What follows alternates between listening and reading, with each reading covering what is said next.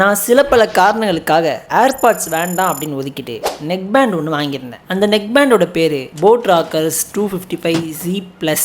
இந்த நெக் பேண்டோட ஃபீச்சர்ஸ்லாம் பார்த்தீங்கன்னா 50 hours playback, 10 minutes charge பண்ணால் 10 ஹவர்ஸ் யூஸ் பண்ணலாம். AI environmental noise cancellation use பண்ணியிருக்காங்க. கால் பேசும்போது எந்த ஒரு நாய்ஸும் கேட்காம இருக்கிறதுக்காக இது யூஸ் பண்ணியிருக்காங்க. சாங்ஸ்லாம் கேட்கும்போது ஒரு நல்ல ஃபீல் இருக்கணும் அப்படின்றதுக்காக உங்களுக்கு போட் ஸ்பேஷியல் ஆடியோ ஆட் பண்ணியிருக்காங்க. டியூவல் பேரிங் சப்போர்ட்டும் இருக்கு அண்ட் கூகுள் கூடயும் கொஞ்சம் ஃபாஸ்ட்டாக பேர் ஆகிடும். IPX4க்கான ஸ்பிளாஷ் அண்ட் ஸ்வெட் ரெசிஸ்டும் இருக்கு, வாட்டர் ரெசிஸ்ட் கிடையாது. இப்போ இதுல எங்க பிரச்சனைன்னு பாத்தீங்கன்னா, இந்த நெக் பேண்ட்ல மேக்னெட்டிக் பவர் ஆன் அண்ட் ஆஃப்னு ஒரு ஃபீச்சர் இருக்கு. இந்த ஃபீச்சர் வந்து பாத்தீங்கன்னா ஒரு சைடு இன்னொரு சைடு ஒட்டினா ஆஃப் ஆயிடும், அதை பிரிச்சா ஆன் ஆகும். இது நல்லா தான் ஒர்க் பண்ணிட்டு இருந்துச்சு 1 இயரா. ஆனா எங்க பிரச்சனை பண்ணுச்சுன்னு பாத்தீங்கன்னா 1 இயருக்கு அப்புறம் எப்பயும் போல ஒரு நாள் எடுத்து ஆன் பண்றதுக்கு ஒரு சைடு இன்னொரு சைடுல இருந்து பிரிச்சா அது ஆன் ஆகல. என்ன பிரச்சனைன்னு பார்த்தா மேக்னெட்ல ஏதோ சென்சார் இஷ்யூ ஆகி அது ஆன் ஆகல. சரி 3 பட்டன்ஸ் இருக்கு, இந்த 3 பட்டன்ஸை கிளிக் பண்ணா ஏதாச்சும் ஒரு பட்டன் மூலமா ஆன் ஆகும் அப்படின்னு பார்த்தா ஆன் பண்ணாலும் திரும்ப இந்த மேக்னெட்டிக் இஷ்யூனால அது திரும்ப ஆஃப் ஆயிடுது. ஸோ நீங்க இந்த ஹெட்செட் வாங்குற மாதிரி இருந்துச்சுன்னா இந்த மாதிரி ஒரு இஷ்யூ இருக்குன்னு தெரிஞ்சிருவாங்க. மற்றபடி இந்த ஹெட்செட் எல்லாமே சூப்பராக இருக்கும். வாய்ஸ் குவாலிட்டி அண்ட் ஆப்போசிட்ல இருக்கவங்களுக்கு கேட்கறதுக்கான மைக்கும் செம்ம கிளியராக இருக்கும். தெரிஞ்சு பெஸ்ட் நெக் பேண்டு. இந்த ஹெட்செட் வாங்கலாமா வேணாமான்னு கேட்டிங்கன்னா கண்டிப்பாக வாங்கலாம். ஏன்னா 100ல் 1-2 ப்ராடக்ட் இந்த மாதிரி அஃபெக்ட் ஆக சான்ஸ் இருக்குது. ஆனால் இந்த மாதிரி ஒரு ப்ராப்ளம் வருது அப்படின்றது தெரிஞ்சுக்கோங்க.